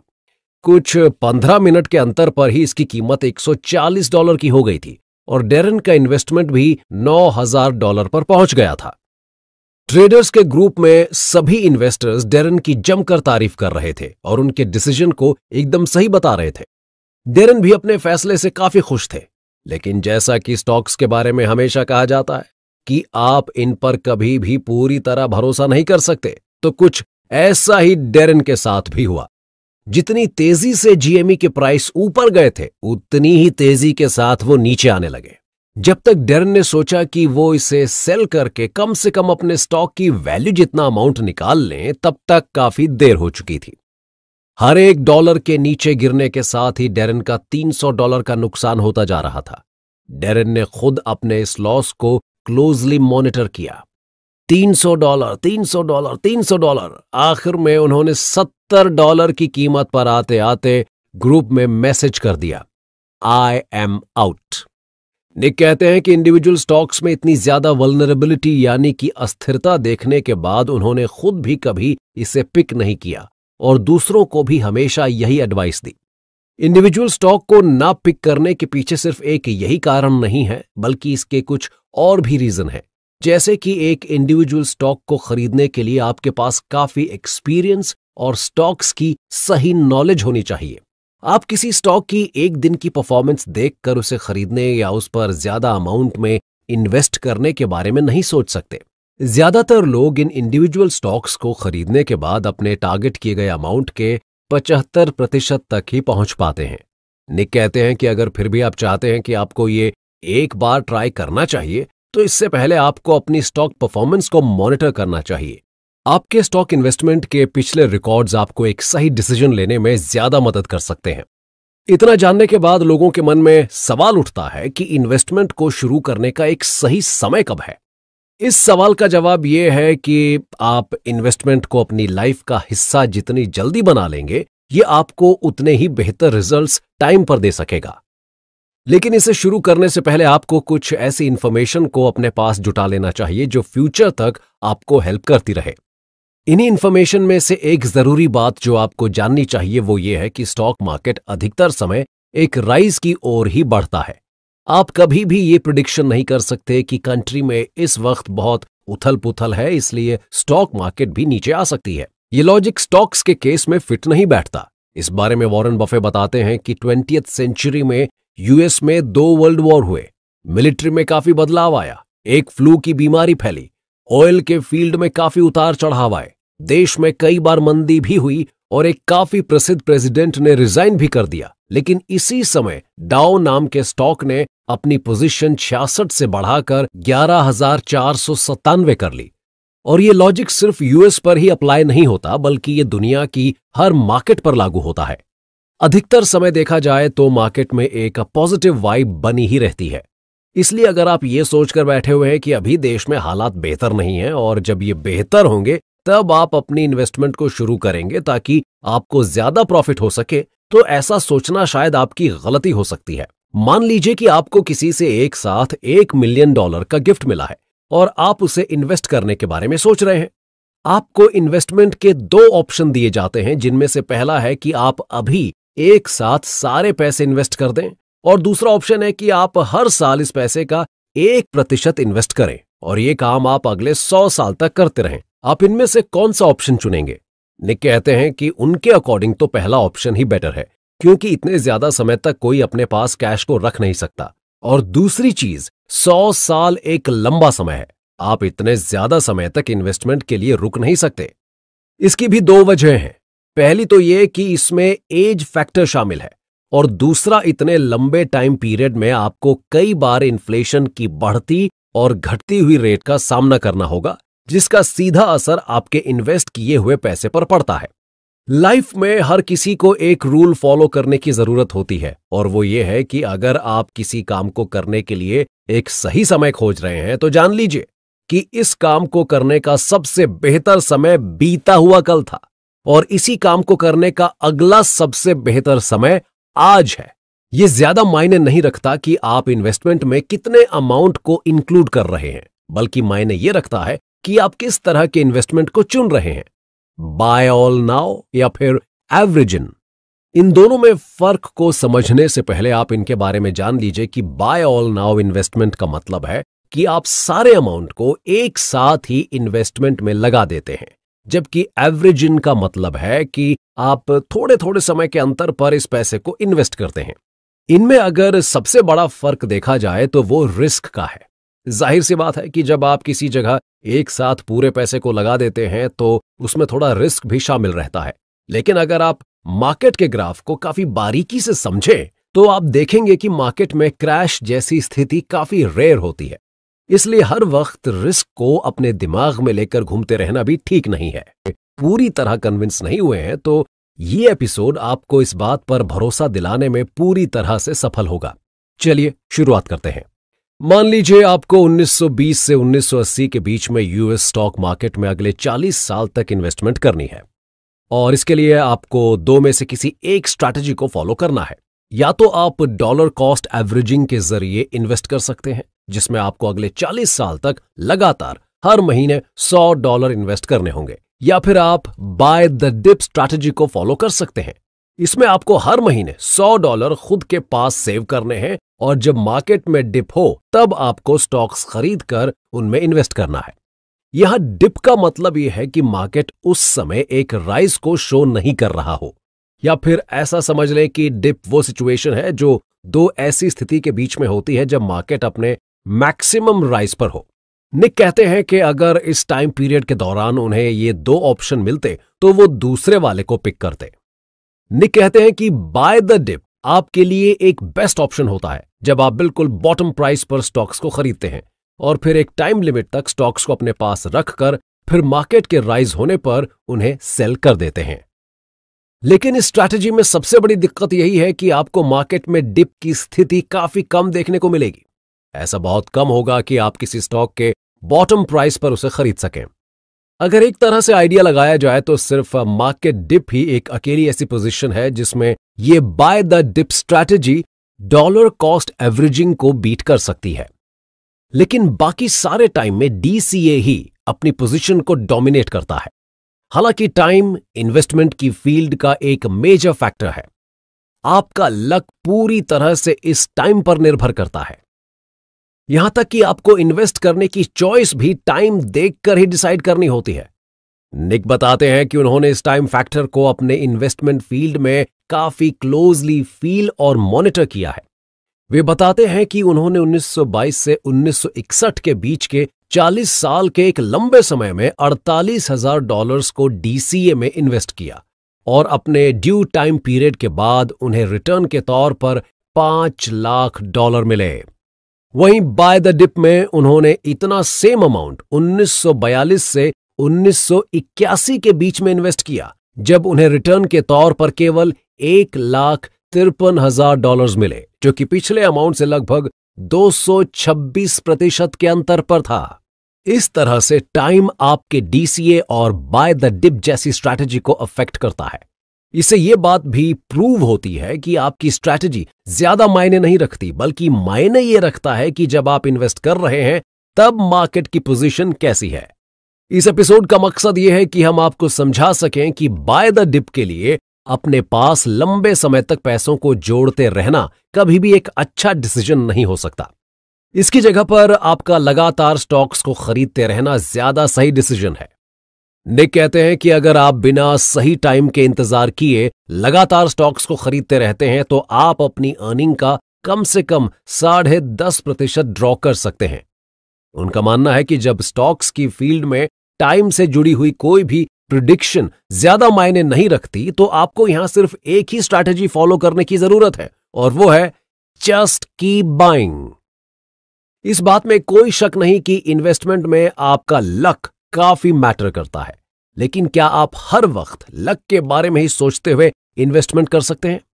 नहीं, लक के बारे में आप एक लिमिट तक ही सोच सकते हैं। लक से जुड़ा हुआ एक किस्सा बताते हुए निक कहते हैं कि 1970 के टाइम में ऑथर और पब्लिशर का एक नियम था कि कोई भी ऑथर साल में एक से ज्यादा बुक नहीं लिखता था। इसके पीछे का लॉजिक यह था कि अगर किसी एक ऑथर की साल में एक से ज्यादा बुक पब्लिश की जाएगी तो ऑथर के ब्रांड के नाम की ज्यादा वैल्यू नहीं रह जाएगी। लेकिन यह पॉलिसी स्टीफन किंग के लिए बिल्कुल भी फेवरेबल नहीं थी, क्योंकि वे साल में कम से कम 2 किताबें लिखकर पब्लिश कराना चाहते थे। उन्होंने इसके लिए एक तरीका निकाला। उन्होंने अपने एक्स्ट्रा राइटिंग के काम को जारी रखा और इस एक्स्ट्रा वर्क को उन्होंने एक दूसरे ऑथर रिचर्ड बकमन के नाम से पब्लिश करवा दिया। कुछ सालों तक किंग ने अपनी बुक्स की काफी अच्छी सेल को विटनेस किया, जबकि रिचर्ड अभी भी एक अननोन ऑथर ही बने रहे। कुछ दिन बाद एक घटना हुआ ऐसा कि वॉशिंगटन डीसी के एक बुक स्टोर ओनर, जिनका नाम स्टीवन ब्राउन था, उन्होंने नोटिस किया कि किंग की बुक्स और रिचर्ड की बुक्स का राइटिंग पैटर्न काफी सिमिलर था। उन्होंने इस बात को लोगों के सामने रखा और इस बात के पुख्ता सबूत भी दिए। इसके बाद उन्होंने किंग को एक डिबेट के लिए भी बुलाया और इसके बारे में सफाई देने के लिए कहा। 1856 में किंग ने यह बात एक्सेप्ट की और इसके बाद सारी कॉपीज उन्होंने खुद के नाम से पब्लिश कराईं। जो काम रिचर्ड के नाम से पब्लिश किया गया था वही सेम काम किंग के नाम से पब्लिश किया गया, लेकिन मार्केट में इनके बीच के रिजल्ट्स में काफी ज्यादा अंतर देखा गया। स्टीफन किंग अब एक बेस्ट सेलर्स की लिस्ट में शामिल हो चुके थे। सारी कॉपीज काफी जल्दी और काफी ज्यादा नंबर्स में सेल हो रही थीं। इसके पीछे का कारण कोई जान नहीं पाया कि सेम काम होने के बाद इतना बड़ा अंतर कैसे आया। कुछ लोगों ने इसे लक माना तो किसी ने इसे उनके नाम का प्रभाव बताया। इन्वेस्टमेंट की फील्ड में भी ऐसी ही बहुत सारी अनएक्सप्लेन्ड चीजें होती हैं जिन्हें आप ज्यादा समझ नहीं सकते। हां, लेकिन ये पॉजिटिव होने के साथ साथ नेगेटिव भी हो सकती हैं। लक पर ट्रस्ट करते हुए कुछ लोग ऐसा भी मानते हैं कि आपके इन्वेस्टमेंट के करियर में आपके बर्थ ईयर का भी काफी अच्छा रोल रहता है। लेकिन निक का कहना है कि अगर आप पिछले सालों में इन्वेस्टमेंट मार्केट को ठीक से समझें तो आप देखेंगे कि स्टॉक्स या दूसरे इन्वेस्टमेंट की फील्ड में प्रिडिक्शन करना कोई आसान काम नहीं है। तो बर्थ ईयर से आप कैसे समझ सकते हैं कि आपको फ्यूचर में एक अच्छा प्रॉफिट होने वाला है या फिर आप लॉस का सामना कर सकते हैं? निक का इस बारे में कहना है कि इन्वेस्टमेंट में लक फैक्टर होने के बावजूद आप अपने फ्यूचर फाइनेंस पर पूरा कंट्रोल रख सकते हैं। यहां तक कि इन्वेस्टमेंट में मार्केट की स्टेज भी काफी ज्यादा मैटर करती है, लेकिन तब भी अगर आप खुद के इन्वेस्टमेंट को एक बेहतर तरीके से प्लान करते हैं तो आप कई सारे रिस्क के स्टेज को आसानी से पार करके प्रॉफिट अर्न कर सकते हैं।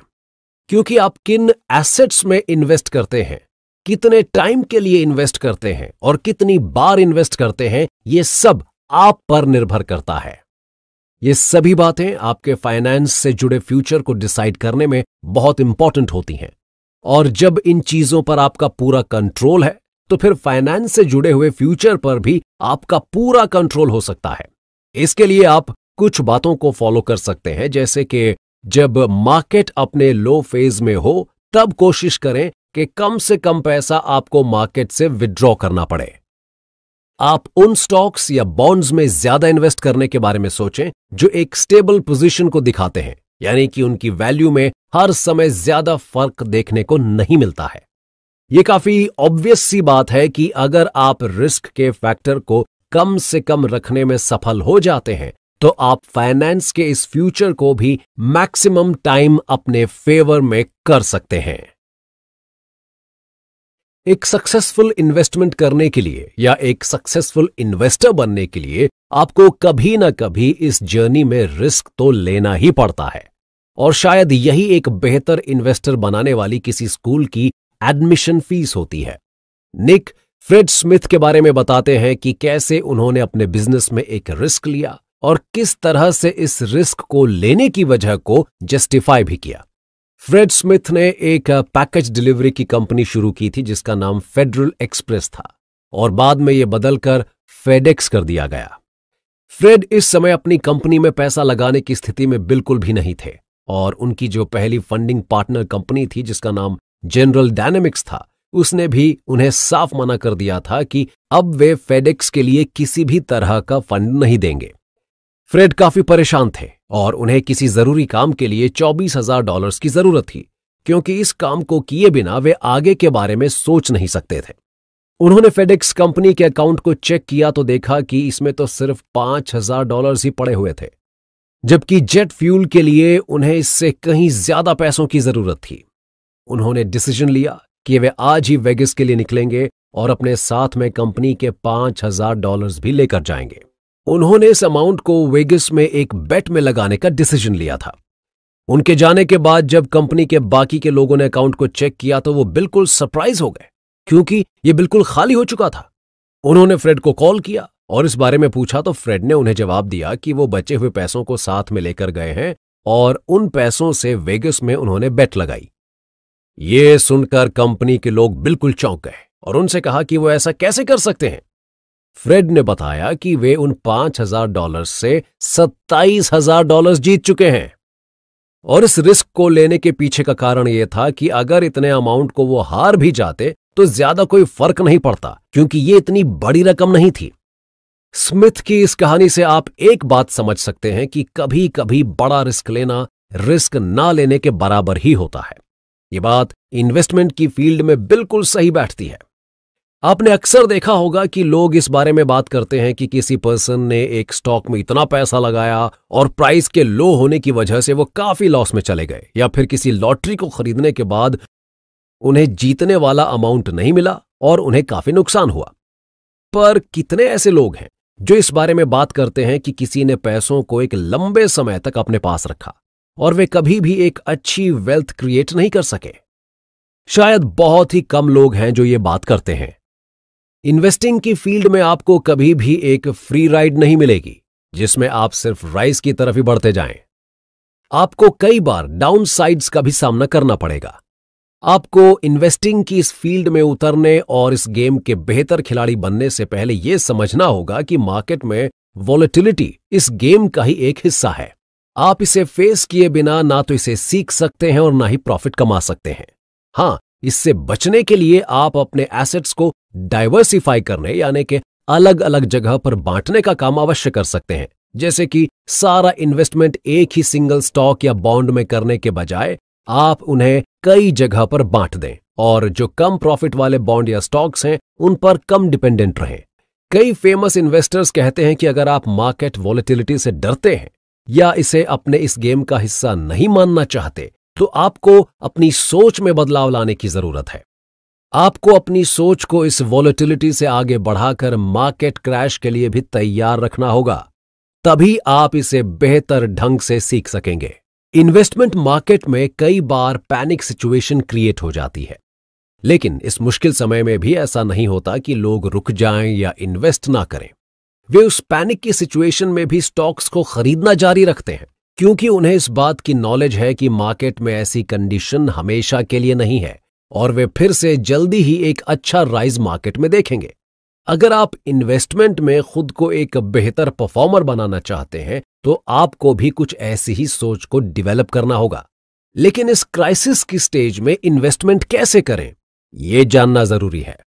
निक इस बारे में पैंडेमिक के टाइम को याद करते हुए बताते हैं कि 22 मार्च 2020 की सुबह वे ग्रोसरी स्टोर जा रहे थे और उनके दिमाग में पिछले 48 घंटे में S&P 500 में हुए 3.4% के डाउनटर्न को लेकर बहुत सारे थॉट्स आ रहे थे। वे सोच रहे थे कि पूरी दुनिया उस पैंडेमिक के फेज का कैसे सामना करेगी और इस फेज से कैसे बाहर निकलेगी। वे इस बारे में इसलिए भी ज्यादा सोच रहे थे क्योंकि उन्होंने हाल ही में काफी खबरें सुनी थीं, जैसे कि इतनी ज्यादा संख्या में महंगी शादियां कैंसिल हो गईं, फैक्ट्रीज में वर्कर के नंबर्स को आधा कर दिया गया, बहुत सारी शॉप्स को बंद कर दिया गया, वगैरह वगैरह। इसके अलावा लोग भी उनके पास काफी ज्यादा नंबर्स में मैसेज करके पूछ रहे थे कि क्या ये मार्केट का बॉटम पॉइंट है, क्या उन्हें अपने स्टॉक्स को सेल कर देना चाहिए। तभी उनकी नजर ग्रोसरी स्टोर की बिल्डिंग के निचले हिस्से पर पड़ी जहां पर एक फूल वाला अपने फूलों को ठीक तरह से सजा कर रख रहा था। वैसे तो ये कोई नई बात नहीं थी क्योंकि ये उसका लगभग हर रोज का काम था, लेकिन शायद यही बात सबसे ज्यादा इंपैक्ट डालने वाली थी क्योंकि उसने अपने अंदर होप्स को कम नहीं होने दिया था और वो लगातार अपना काम कर रहा था। निक ने सोचा कि जब एक फ्लावर वाला अपनी होप्स को जिंदा रख सकता है तो वे क्यों नहीं रख सकते। और इसका रिजल्ट आज हम सभी के सामने है। हम सब ने मिलकर न केवल पैंडेमिक का सामना किया बल्कि एक बेहतर बाउंस बैक भी किया। 18th सेंचुरी के बैंकर बैरन रॉथस्चाइल्ड इस बारे में एक बात कहते हैं, the time to buy is when there is blood in the streets. मतलब कि स्टॉक्स को खरीदने की सबसे अच्छी अपॉर्चुनिटी तब है जब मार्केट एक लो फेज से गुजर रही हो। इसके पीछे का लॉजिक भी कोई बहुत टफ नहीं है। निक कहते हैं कि इसका सीधा सा कारण है मार्केट की स्थिति का अंत में रिकवर हो जाना। जैसा कि पिछले एपिसोड्स में भी आपको बताया गया है कि मार्केट में डाउनफॉल और राइज दोनों ही पाए जाते हैं और नेगेटिव फेज बहुत रेयर और बहुत कम समय के लिए होता है। तो ऐसे समय में आप जो भी स्टॉक या एसेट को खरीदते हैं उन्हें आगे जाकर आप एक हाई राइज पर ही देखेंगे। इन्वेस्टमेंट में एक डाउन फेज का लंबे समय तक बने रहना भी पॉसिबल है। तो अब आपके मन में सवाल आएगा कि अगर आपने इन्वेस्टमेंट की और इसी बीच ये डाउन टर्न का लंबा फेज शुरू हो गया तो निक कहते हैं कि इस लंबे समय की मार्केट नेगेटिविटी का चांस 8 में से सिर्फ 1 होता है। काफी साल पहले जापान में इस तरह की सिचुएशन देखने को मिली थी। लेकिन इस लंबे दौर के बाद वहां मार्केट में एक लंबा उछाल आया और ऐसे इन्वेस्टर्स ने काफी प्रॉफिट अर्न किया जिन्होंने इस मंदी के दौर में स्टॉक्स को खरीदा था। पिछले एपिसोड्स में आपने सुना कि इन्वेस्टमेंट की फील्ड में जस्ट कीप बाइंग का फंडा काम करता है। बस आपको स्टॉक को खरीदते समय उनको चुनने और सही समय के लिए इन्वेस्ट करने पर फोकस करना चाहिए। लेकिन आप सभी के मन में सवाल होगा कि इन स्टॉक्स को सेल करने का सही समय क्या होता है जिससे आपको ज्यादा से ज्यादा फायदा मिल सके और आपको कम से कम रिस्क उठाना पड़े। निक कहते हैं, अगर आप उनसे पूछें कि स्टॉक्स को खरीदने में और स्टॉक्स को बेचने में कौन सा काम ज्यादा मुश्किल है, तो वे आपको बताना चाहते हैं कि स्टॉक्स को सेल करना उन्हें खरीदने से ज्यादा मुश्किल है। ऐसा इसलिए क्योंकि स्टॉक्स को सेल करते समय आपको दो बातों का ध्यान रखना होता है। पहला कि कहीं आप उन स्टॉक्स के हाई पॉइंट को मिस ना कर दें, और दूसरा ये कि कहीं आप उन स्टॉक्स को बॉटम प्राइस पर बेच ना दें। इस परेशानी वाली स्टेज से बचने के लिए आपको कुछ बातों का सपोर्ट लेना चाहिए, जैसे कि आप स्टॉक्स को सेल करने से पहले बैलेंस कर लें, बहुत ज्यादा लॉस वाली स्टेट पर फोकस ना करें और अपनी फाइनेंशियल जरूरतों को देखते हुए सेल करने का मन बनाएं। निक बताते हैं कि जिस तरह से स्टॉक्स को खरीदने में आपके पास काफी सारी चॉइसेस होती हैं, वैसे ही उन्हें सेल करते समय भी आप अपने लिए बेहतर ऑप्शन पिक कर सकते हैं। आप स्टॉक्स को एक साथ भी सेल कर सकते हैं और इन्हें थोड़े थोड़े टाइम ड्यूरेशन में भी सेल कर सकते हैं। इनमें होने वाले कंफ्यूजन को दूर करते हुए निक कहते हैं कि जैसा कि पहले के एपिसोड्स में आपने सुना कि स्टॉक्स को खरीदते समय आपको एक ही समय पर सारा स्टॉक खरीद लेना चाहिए और बार बार या थोड़े समय के अंतर पर स्टॉक्स को खरीदने से बचना चाहिए। लेकिन जब आप स्टॉक्स को सेल करने का मन बनाते हैं तो आपको इसकी रिवर्स स्ट्रैटेजी को फॉलो करना चाहिए, यानी कि सारे स्टॉक्स एक साथ सेल करने की जगह थोड़े टाइम ड्यूरेशन के डिफरेंस में उन्हें सेल करना। इसके पीछे का रीजन है कि मार्केट आगे आने वाले टाइम में धीरे धीरे ऊपर यानी कि राइज की ओर जाती है। इसलिए आप जितने ज्यादा समय तक अपने स्टॉक्स को रोक कर बेच सकते हैं, ये आपको उतना ही ज्यादा बेनिफिट देंगे। एक सिंपल सी बात में अगर इसे समझाया जाए तो ये बाय क्विकली सेल स्लोली वाली स्ट्रैटेजी होगी। अभी तक के सारे एपिसोड्स में आपने सेविंग्स और इन्वेस्टमेंट के कई तरीकों के बारे में जाना जो कि आपको एक नए और अननोन इन्वेस्टर से एक जानकार इन्वेस्टर बनाने की एबिलिटी रखते हैं और आपको काफी रिच भी बना सकते हैं। लेकिन वो कौन सा टाइम है जब लोगों को यह समझना चाहिए कि वे रिच बन चुके हैं और अब इससे ज्यादा पैसों की उन्हें जरूरत नहीं है? अगर आप ऐसे किसी मोमेंट का इंतजार कर रहे हैं कि जब आपको रियलाइज होगा कि आप रिच बन चुके हैं और अब आपको बहुत ज्यादा रिस्क लेने या प्रॉफिट अर्न करने की जरूरत नहीं है, तो ऐसा शायद कभी नहीं होगा। इस बारे में एक इंसिडेंट का जिक्र करते हुए निक बताते हैं कि ये क्रिसमस का दिन था और वेस्ट वर्जीनिया नाम की जगह के लोग उसे सेलिब्रेट करते हुए काफी पैसे खर्च कर रहे थे। लेकिन इस बार का उनका खर्च कुछ अलग था। अधिकतर लोग लॉटरी के टिकट्स को खरीदने में एक बड़ा अमाउंट लगा रहे थे। उनके अंदर लॉटरी को जीतने की काफी होप्स थीं और कुछ ऐसी ही होप रखने वालों में एक जैक विटेकर नाम के पर्सन भी शामिल थे। हालांकि ऐसा नहीं था कि जैक हमेशा से ही लॉटरी में इन्वेस्ट करते थे, लेकिन जब उन्होंने 100 मिलियन से भी ऊपर का अमाउंट प्राइज मनी के तौर पर देखा तो वे खुद को रोक ना पाए। उन्होंने लॉटरी की टिकट्स खरीदी और अपनी वाइफ, जिनका नाम जूल था, उनसे मिलने के लिए जैक निकल गए। अगले दिन रात में जब 11 बजे इस लॉटरी का रिजल्ट अनाउंस हुआ, तब जैक की लॉटरी के अंकों से रिजल्ट में बोले गए लॉटरी के अंक पूरी तरह से मिल रहे थे।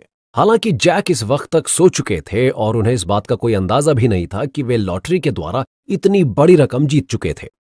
अगले दिन जब ऑफिस के लिए निकलने से पहले जब जैक ने टीवी ऑन किया तो देखा कि पिछले दिन की लॉटरी से जुड़ी हुई खबर टीवी पर दिखाई जा रही थी और उसके नंबर्स को देखकर जैक बिल्कुल दंग रह गए। वो यकीन नहीं कर पा रहे थे कि जिस स्टॉक पर उन्होंने इन्वेस्ट किया उसका इतना बड़ा रिटर्न उन्हें मिलने जा रहा था। उन्होंने अपने घर पर यह खबर सभी को बताई और सारे लोग काफी खुश हुए। इस रकम को ड्रॉ करने के बाद जैक का लाइफस्टाइल और भी ज्यादा बदल गया, पर धीरे धीरे वे गलत रास्तों की ओर बढ़ने लगे। सिर्फ वे ही नहीं, उनकी फैमिली पर भी इसका बुरा असर देखने को मिलने लगा। उनकी बेटी की ड्रग ओवरडोज की वजह से डेथ हो गई और उनकी वाइफ से भी सेपरेशन हो गया क्योंकि जैक ने अपनी वाइफ को चीट किया था। ऐसी बात नहीं थी कि लॉटरी को खरीदने से पहले जैक काफी मिडिल क्लास या पुअर पर्सन हुआ करते थे। बल्कि वे एक अच्छी फर्म में प्रेसिडेंट की पोस्ट पर थे और उनके पास $17 मिलियन जैसी बड़ी रकम भी थी। लेकिन फिर भी उन्होंने ज्यादा पैसे का लालच देखकर इस टिकट को खरीदा था, जिसका असर उनकी फैमिली और उन पर कुछ इस तरह से हुआ।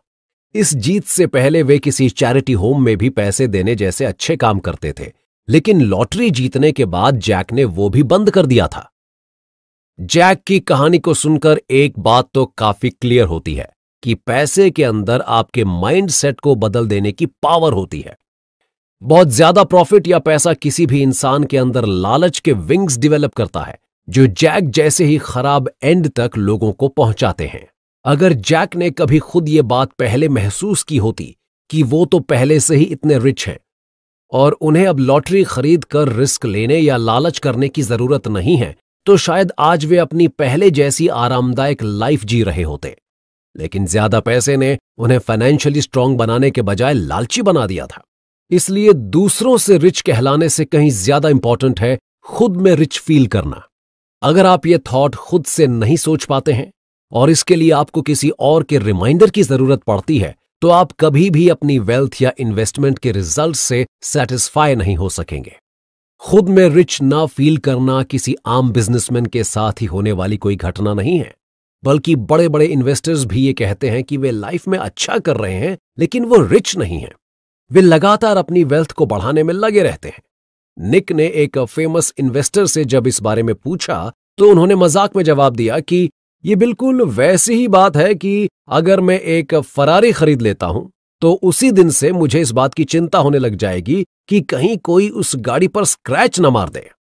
कहने का मतलब यह है कि आपकी सोच कहीं पर भी रुक नहीं सकती है कि अब आपको किसी भी चीज के बारे में फिक्र करने की जरूरत नहीं।